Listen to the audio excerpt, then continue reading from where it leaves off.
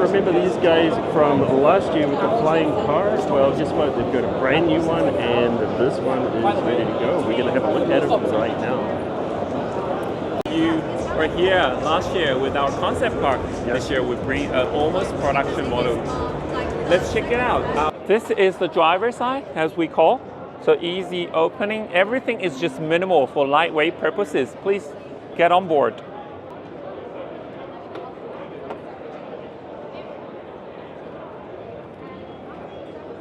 Yes.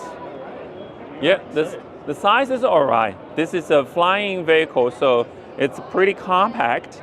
And what we are looking at is a central console with the flying screens and the maneuvers. Yes, on the left-hand side is an aviation standard information screen. On the right-hand side is just as easy readable as our XPENG smart AI vehicles that shows you the route and the landscape. And the joystick is easy to maneuver, that tilt forward, back, left and right for the safe and easy flying. The throttle moves up and down. This is the model. So this is for controlling flying up and down. Yeah, everything is just so minimal, fully aviation quality carbon fiber. In this early phase of eVTOLs, we are offering the general public these flying vehicles. It goes back into the motherboard to recharge. In 30 minutes, it will be ready and to get out flying for 20 to 30 minutes. Okay. Yeah, how far can you fly? So we are considering the speed of the aircraft. We are looking at about 20 to 30 kilometers per trip. And within one tank of fuel on the motherboard, that it can recharge this flying kit 6 times, again and again during one day trip. Yes. This is electric, right? The vehicle itself is a hybrid range extender. Okay. So it has one tank of gas and enough to have the generator to power enough electricity and get this little animal to be flying 6 times per tank. And how fast does it fly? How fast? The fastest speed is about 60 kilometers per hour. And how high does it be? We are looking into the low altitude airspace, which is below 3,000 meters. But what's recommended is we flying within 1,000 meters space.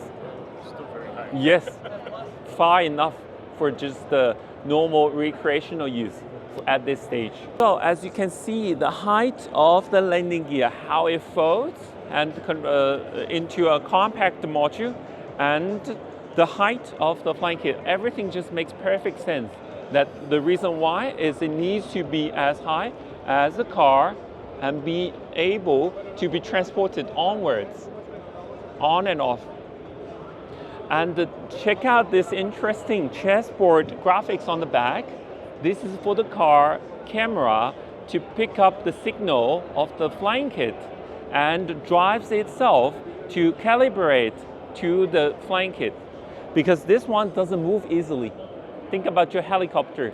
You need a team of crew members help you to move it and store it. This is just fully automated. Your car is gonna do the job. Okay, let's now check out the car and let's move to the front of the car. Yes, check out the authentic design from the design team of XPENG AEROHT. That minimal design, but all the tech is hidden inside. This is an aerodynamic grille that it folds and opens and that gets more air for cooling. And on the side, let's get you onto this side, it's brighter. And because of the dimension, the sheer dimension of this vehicle, that we've given it a nouvelle design of a foldable CMS stream side mirror system. Okay? So when driving mode, it opens, and when parking mode, it retracts back in and just blends in perfectly into this seamless design. Okay, the two four-seater of 2 rows, front and back, and the back window is a one-direction film that you can see from inside but not from the outside. So this is a VIP seat that, yes, the space is comfortable, but also it folds and stores the helicopter blades and arms inside the space here. It's a genius Lego combination design.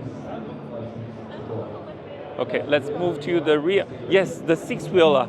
Apparently, the 6-wheelers, the 4 wheels on the back, holds the weight of the car, but also, check it out, the aircraft is inside, weighs about 800 kg.